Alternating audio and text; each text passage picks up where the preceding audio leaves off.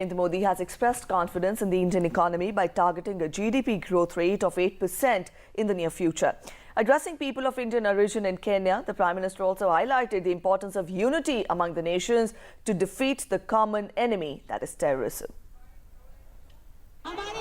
Amidst the talk of global glut and sluggish economic growth in major world markets, Prime Minister Narendra Modi has expressed confidence in the financial fundamentals of the country.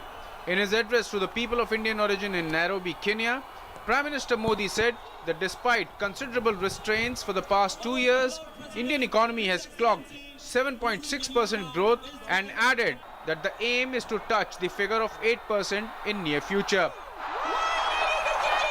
2 साल लगातार अकाल हो, दुनिया में मंदी का दौर हो, मोदी का नया क्षेत्र हो, नया अनुभव हो, इसके बावजूद भी 7.6% ग्रोथ रेट जो अर्थनीति को जानते हैं,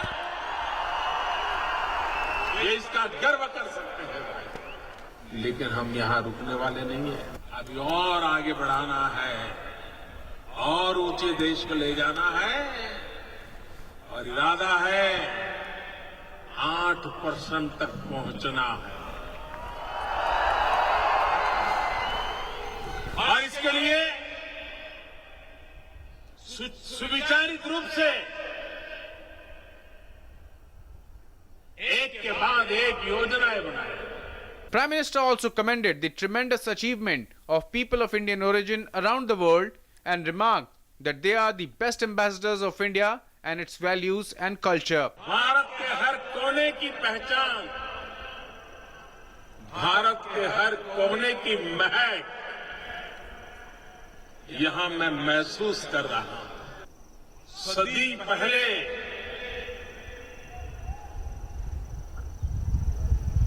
हमारे पूर्वज यहां आए, मजदूर के रूप में आए। बहुत लोग ऐसे होंगे यहां जिन्होंने अब तक हिंदुस्तान की धरती पर कदम रखने का सौभाग्य नहीं पाया, लेकिन इसके बावजूद भी इतने लंबे समय तक आपने अपने आप को जड़ों से जोड़ करके रखा है, ये असामान्य बात। Talking of achievements, Prime Minister Modi also listed many of his government's achievements for the past 2 years, but kept the best for the incredible feat achieved by the Indian scientists in launching a record 20 satellites in one go.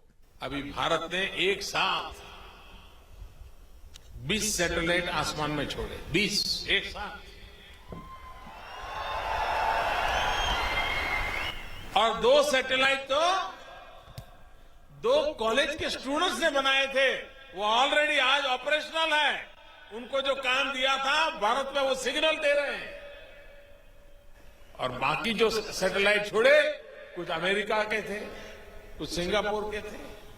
दुनिया के समृद्ध देश भी अपने satellite launching के लिए भारत के वैज्ञानिकों की ताकत को उसका लोहा मानने लगे हैं।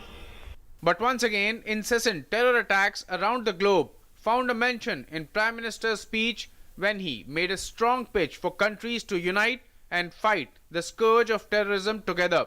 Stressing the need for all the nations to converge on a common platform to fight terrorism, PM Modi made it clear that the challenge demands that the like-minded forces unite to decisively defeat the enemies of humanity.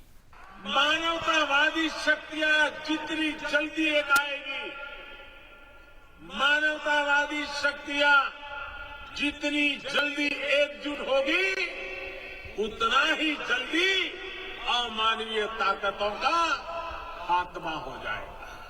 Bharat का पूरे विश्व को एक ही संदेश है, मानवतावादी ताकतें एक आए, मानवतावादी शक्तियां एक आए, मानवतावादी शक्तियां एक होकर के मानवतावाद के दुश्मन उन शक्तियों को हम परास्त करें, ये मानवता के लिए आवश्यक है। किसी देश विशेष के लिए नहीं, और उस संकल्प को हमने आगे बढ़ाना। Prime Minister Modi addressed a huge gathering of more than 20,000 people at the Kasarani Stadium in Nairobi, and the audience also listened to him in rapt attention for about 1 hour. With sprinklings of humor, real-life incidents and praise for the Indian way of life, Prime Minister Modi did not forget to relay the importance of conserving climate and nature's gift to the mankind before finally taking leave from the audience. It was clear from the response that he generated that this program too was an instant hit with the people of Indian origin. With Snehashish Soor and Sudhir Yadav in Nairobi, Bureau Report, DD News.